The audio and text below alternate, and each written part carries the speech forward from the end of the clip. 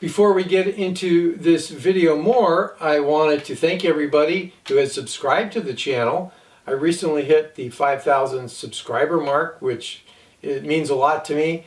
And as a result, I am going to schedule a live stream for October 11th at 1 p.m. That's a Saturday afternoon, at least here in Tucson. So that would be Mountain Standard Time, Saturday, October 11th at 1 p.m. I try to do a live stream every time I reach 1,000 subscribers, which takes about 6 months for this channel so far. And that way you can, type in questions and I can try to answer them or just share your thoughts. And usually they've been kind of fun for the people that join them. So once again, this announcement will replay at the beginning of the next, I think, 3 videos until the 11th rolls around at 1 p.m. So hopefully you'll be able to join us. If you had $600 to put out for a stereo receiver back in 1976, you could have purchased the Pioneer SX-950. And in case you're wondering, that's about $3,400, $25 US. It was rated at 85 watts per channel into 8 ohm loads at not more than 0.1% THD. And its frequency response was listed as +0 to -1 dB from 7 hertz to 90 kilohertz. We'll see how it does on the bench a little bit later on in the video. But this particular SX-950, of which I'm showing a picture of the one that the work was done on in this video, actually not much work, just cleaning and lubing of the controls, and there were some lamps that were out, and one capacitor was replaced. But for the most part, it's pretty much all original, and this was purchased with another receiver or two by my good buddy Ian at some kind of a sale where they had to get stuff out of a workshop area, and they were all full of dust and dirt, and he picked them up. And you will see the other receivers eventually in other videos, but right now we'll do the SX-950. So it'll be the standard video. We'll show close-ups of the front and the back. I'll pop the covers off. You can see what it looks like inside, and then we'll have a bunch of data. And finally, I will tell you what it was like to use and to listen to. Here's a closer view of the SX-950. Power on-off switch here. We do have bass and treble controls, which would be active if you turn the tone defeat switch to on. And once it's on, you can select different turnover points for the bass and treble controls. Both of these guys have center detents. You have a low filter here, high filter here, and then you have your tape monitor functions here. This adapter, I think, may be for something like a signal processor unit. You'll see the jacks in the back. We have a center detented balance control, stereo mono switch here, loudness switch here, obviously your volume control, and then we have our muting switch here. We have a 1/4 inch jack here for a microphone, which when you press the Phono 2 microphone in, if you're plugged in the microphone, you can play DJ or sing karaoke. Obviously tuning knob here, auxiliary input switch here, the Phono one here, FM and AM selectors are there, and then we have the FM muting and the FM multiplex filter there. And then you can select between 3 speakers. I believe you can only have 2 of those selected at once, and whatever speakers or speaker is selected will show up here with the lamps being lit. 1/4 inch headphone jack here, and then you have obviously a stereo indicator here, and then a signal strength and tuning indicator here. And all your input selections would be up here. Coming around back, you can see our inputs are here. There's 2 Phono inputs, and they're for moving magnet kind of cartridges. You have 2 different grounds for those inputs for the phonos there. Auxiliary input. Now this AM antenna rod, this ball socket thing would go in here, but it's broken. They do sell replacements for these for a reasonable price, and I believe the owner will get one. But right now it's just tied down to kind of keep it out of the way. You have your antenna jacks here. This does have a pre-out main in jack, which is very handy. We have our tape 1 loop here, tape 2 loop here, which does have the ability to work with the DIN jack. And then this adapter is here. It may be for the 4-channel decoder. I'm not positive on that. And then we have our FM de-emphasis, which for the US would be sent for 25 microseconds. We have a switched outlet and then 2 unswitched AC outlets. And then your speaker connection points are here, and it shows you what impedance you can have depending on the combinations of speakers that you plan on running. When you remove the SX-950 from its cover, this is what it looks like from the top. You have 2 big 22,000 microfarad at, I believe it's 50 volts, and your power transformer here, speaker protect relay here, and it just kind of just shows how things are laid out from the top. Your output transistors are here, and this is a view from the bottom. It has a bunch of fuses, and you can kind of just see how things are laid out, and you know, it's not too bad to work on to get at stuff, but there are different boards here, and there's another one under here, and you can kind of just see what it looks like underneath. Here is our standard THD SNR plot with a 1 kilohertz signal going into the auxiliary input. Now, I should mention that I have clean and lubed all of the switches and controls. The tone control is in the bypass state, so it's not going through the bass and treble controls. And I have adjusted the DC bias and offset per the manual. And you can see with us putting about 5 watts into 8 ohm loads, our distortion is looking really, really good. SNR looking pretty darn good, and THD plus noise also looking pretty good. And keep in mind, this thing is almost 50 years old, and aside from one lamp that I replaced, which was the auxiliary indicator lamp that had burned out, it's all original. Pretty impressive. I've switched over to 4 ohm loads. Didn't touch the volume control or the balance control. We're still around 25.5 dB of gain. You can see the right channel's THD's about an order of magnitude worse, but it's still pretty decent here at pretty close to 5 watts into 4 ohm loads. SNR's around 78 dB. So this is what it looks like into 4 ohm loads. Not as good as it did into 8 ohm loads when putting out 5 watts. There is a specification that with the SX-950 putting out 1 watt into 8 ohm loads, the THD should be better than 0.05%, and we are well under that here. So we're doing really good as far as that specification goes. With the SX-950 putting out its rated power into 8 ohm loads of 85 watts, it should have a THD of better than 0.1%, and we're definitely meeting that requirement pretty handily. SNR's right around 92 dB THD plus noise, minus 64 dB for the right, minus 74 for the left. Once again, volume control set for about 25.6 dB, and the tone controls have been bypassed. And I'm running this through the whole receiver, not just the power amp. And here we have the harmonics with it putting out about 85 watts into 8 ohm loads.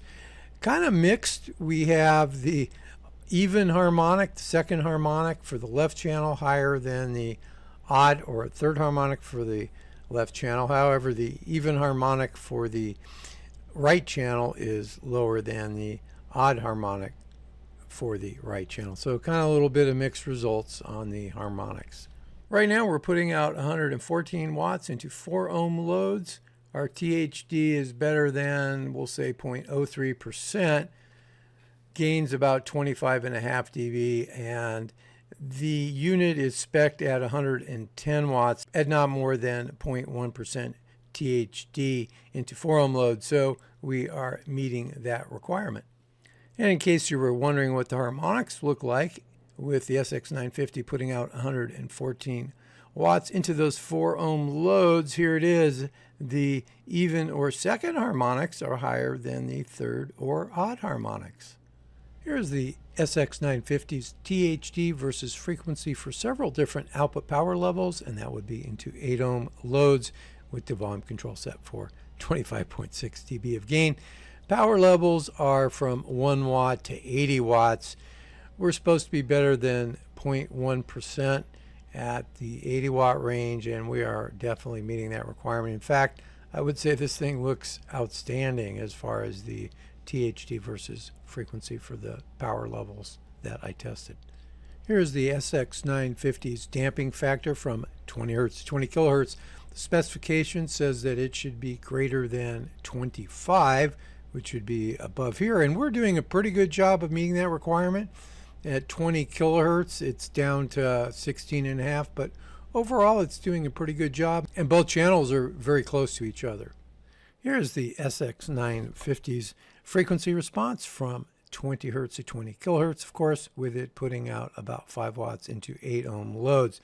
There is actually a specification for the frequency response, and it states that it should be plus 0 to minus 1 dB from 7 Hz to 90 kilohertz. So we're not covering that range, but between the 20 Hz to 20 kilohertz, we're down, 0.6 of a dB at 20 Hz, and at 20 kilohertz, we're down about 0.4 of a dB. And this is without the tone controls being on, so I have the tone defeat switch engaged. And I've adjusted the balance control to try to make the two channels as close as I could, and they're pretty darn close. So overall, I would say that this guy is meeting its frequency response requirements, at least between 20 Hz to 20 kilohertz. Here's our 20 Hz to 20 kilohertz frequency response of the SX-950 with the volume control set for about 25.5 dB. The tone controls are bypassed, and it looks a little worse than it did into 8 ohm loads. The channel balance seems off just a tad, although it's still not bad, maybe 1/10 or 0.2 of a dB depending on the frequency. But overall, it is better than, I would say 0.6 of a dB at the 20 Hertz mark, and probably about 0.7 of a dB at the 20 kilohertz mark. There is not a specification for crosstalk for the SX-950, but here it is from 20 Hertz to 20 kilohertz. The unit is putting out about 5 watts into 8 ohms for the active channel, and the volume control has been set for 25.6 dB, and the tone controls have been bypassed.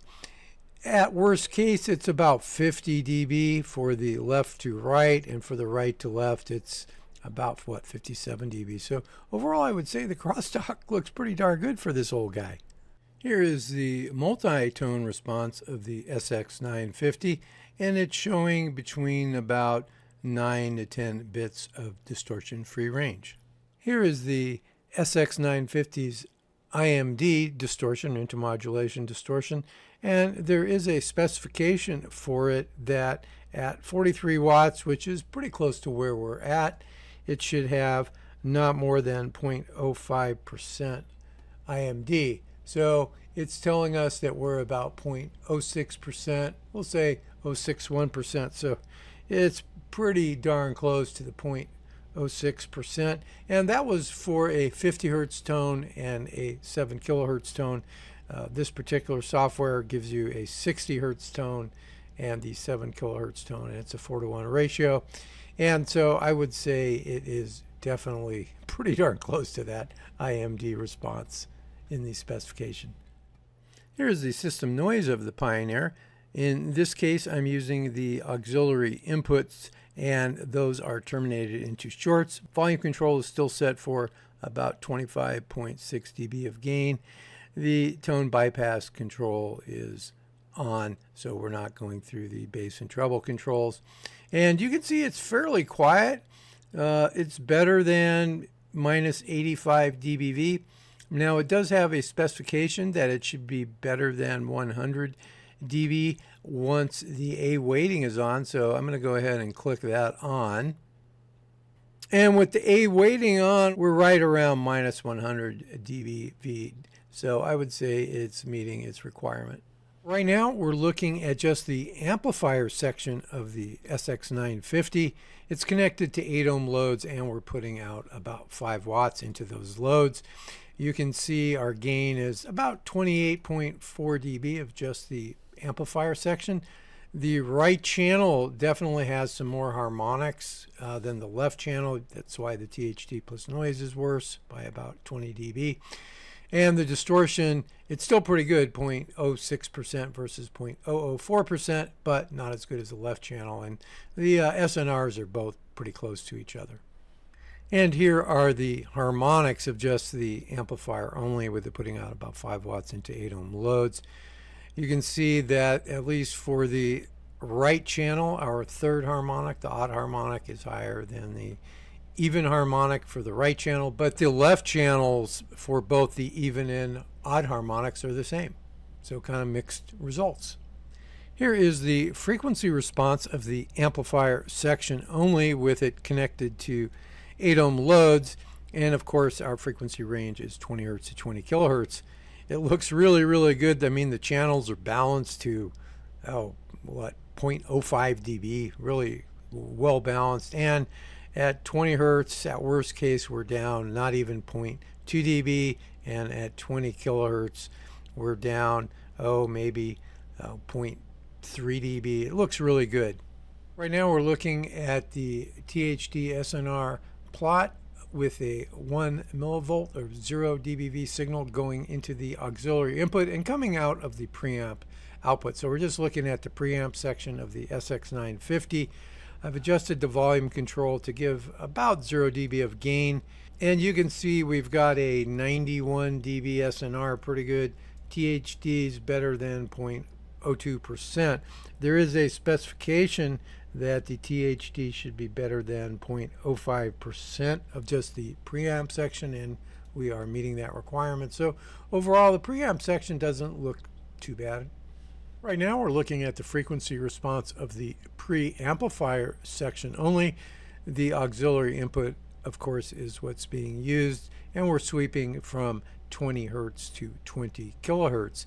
It looks really pretty good. I did adjust the volume controls so that I have 0 dB of gain, and the balance control was adjusted to try to make the two channels as close as possible, and they are very close. Now there is a specification for the preamplifier section's auxiliary input, and that would be from 15 hertz to 40 kilohertz. It should be plus 0 to minus 1 dB.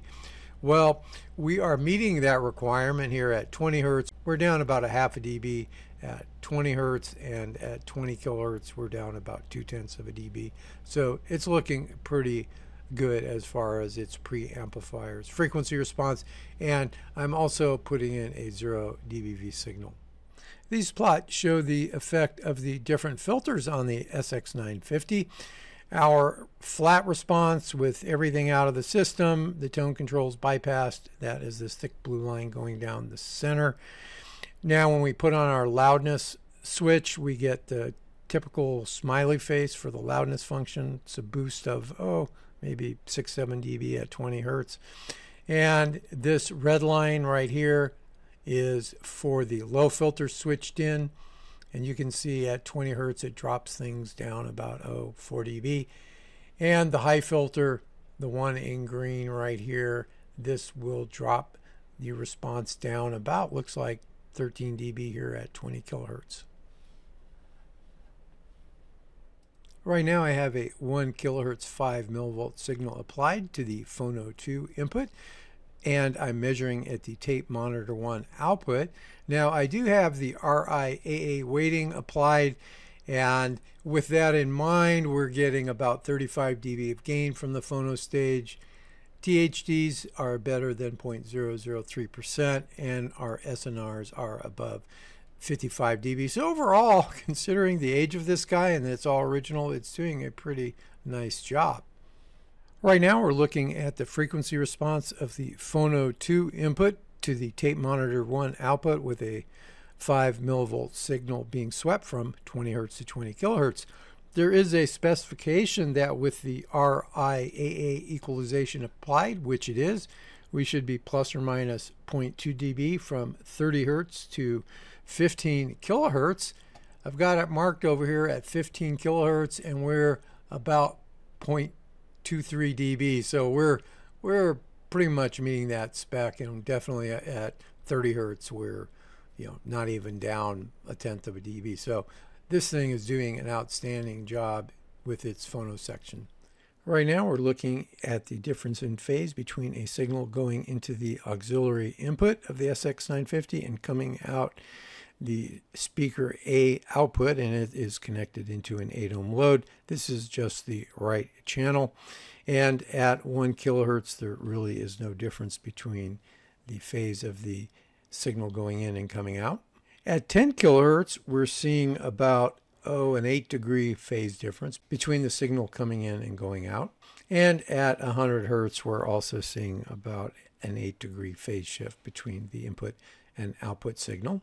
At 1 kilohertz, we're not seeing any difference in phase between the left and right channels, and they're both connected to 8 ohm loads. And here is the rise time, which is about 4 microseconds between a signal coming in at 1 kilohertz and coming out into an 8 ohm load, and once again just the right channel, and it looks pretty good. 4 microseconds is a decent rise time from most of the amplifiers that I have tested.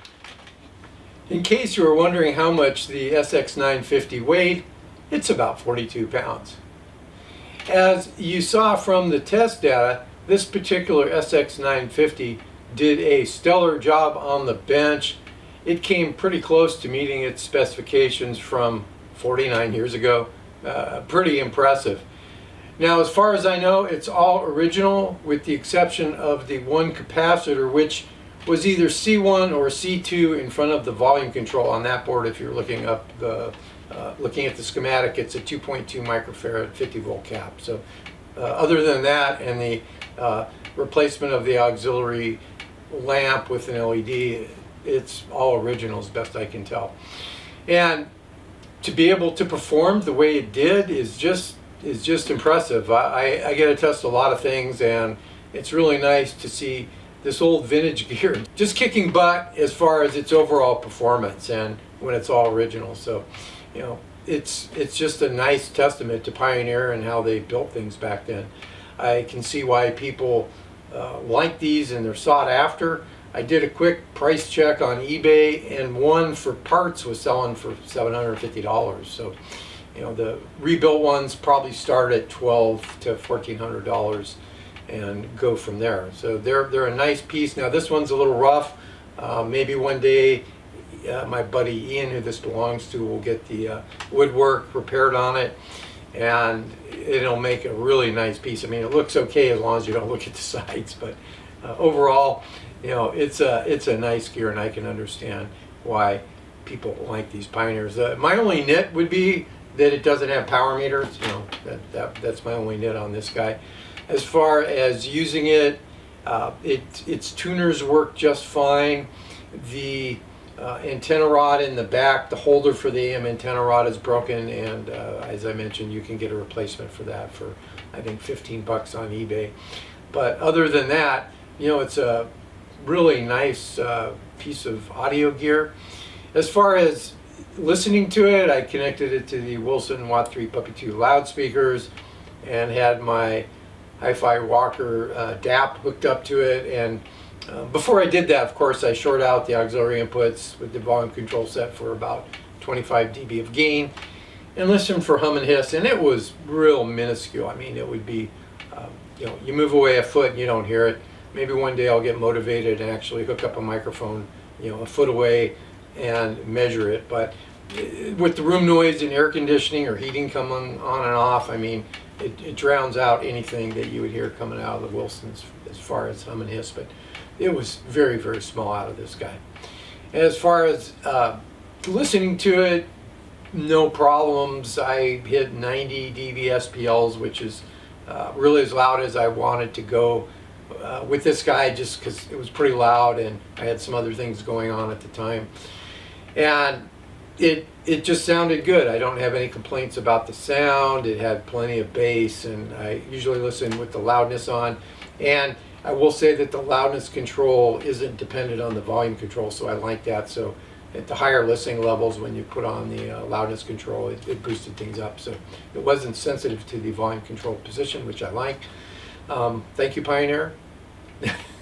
So anyway, no problems listening to it. So that's kind of my take on it. And if I didn't mention earlier, I did adjust the bias and DC offsets per the manual, they were off just a tad, so I did set those before I started doing the testing. And other than that, you know, it's just impressive at how well this thing did, especially the phono stage looked, you know, so nice for the stuff that I see as far as phono stages. So, you know, that's kind of my take on it.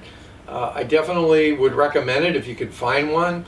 They're decent to work on from, you know, what I could tell from the amount that I did. And, you know, it's a good choice for a vintage collector. So once again, if you like the video, of course, thumbs up. If you have questions or comments, leave them in the appropriate area, and I do try to respond to them as best I can. And if you have not subscribed to the video, please do so to help keep me off the street at night. So until next time, I hope you have a great day or night.